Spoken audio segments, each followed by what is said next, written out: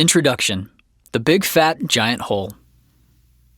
Most stories start with a beginning, such as once upon a time, when I was younger, or when I was born. I'm sure you're thinking that you too had a starting point, a finite beginning. We are here to tell you that you did not. You have always been, and you have always been, perfect. Life after life, you've manifested what must seem like infinite beginnings, when in fact, you never began from scratch. You simply always were. What we are asking you to do is to give up the idea of any beginning, and thus give up the story of you. What does that mean, give up the story of you? Most stories start with a beginning, such as once upon a time, when I was younger, or when I was born. I'm sure you're thinking that you too had a starting point, a finite beginning.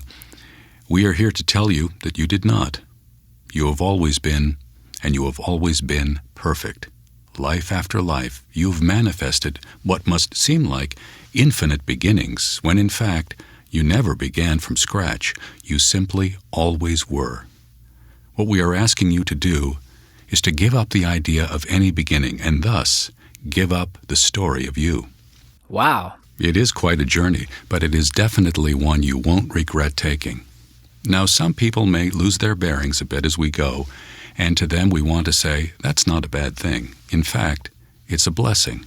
It's the first step in waking up and truly seeing yourself as God sees you.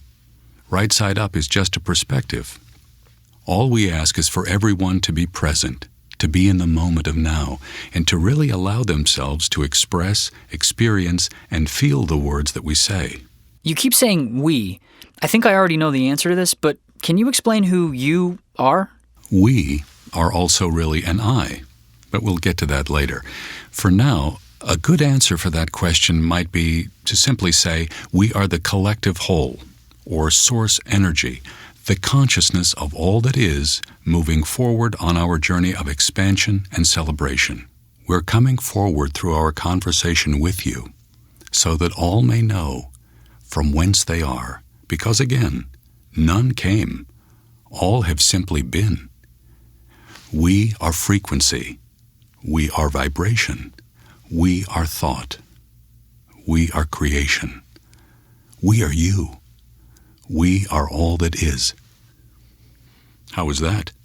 That was good. I like it. But that just raises another question. Which is? Why have you come forward now? We have come forward now to help show you and everyone reading these words their oneness with Source, that which most people have called God, and have placed outside of themselves.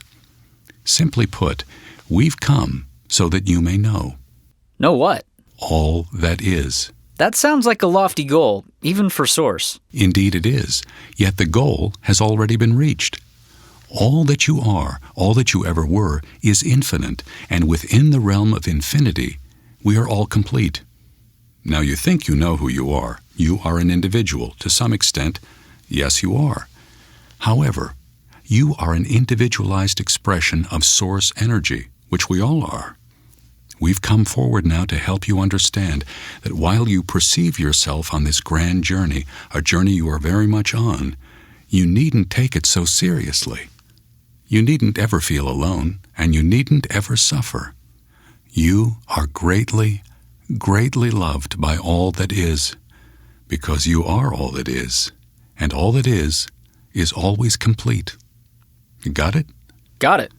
We'd like to add that even though you're having the experience of this conversation, there really isn't any separation between us, just as there really isn't separation between anything.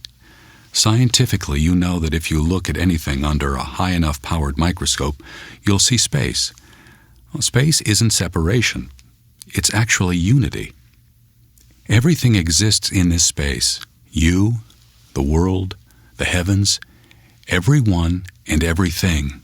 That's pretty cool. It really is. It's also quite vast. Think about it. If there's no separation, you're never really in what you just called a monologue. Mono infers a singularity or a separation of being, and this, among other notions, is what we're here to shed some light on. Awesome. Well, where would you like to start? Why, at the beginning, of course. You just received a text message from your friend. What did it say? He was asking me to check out an engagement ring online that he's looking at for his girlfriend. But that's the beginning? Yes and no.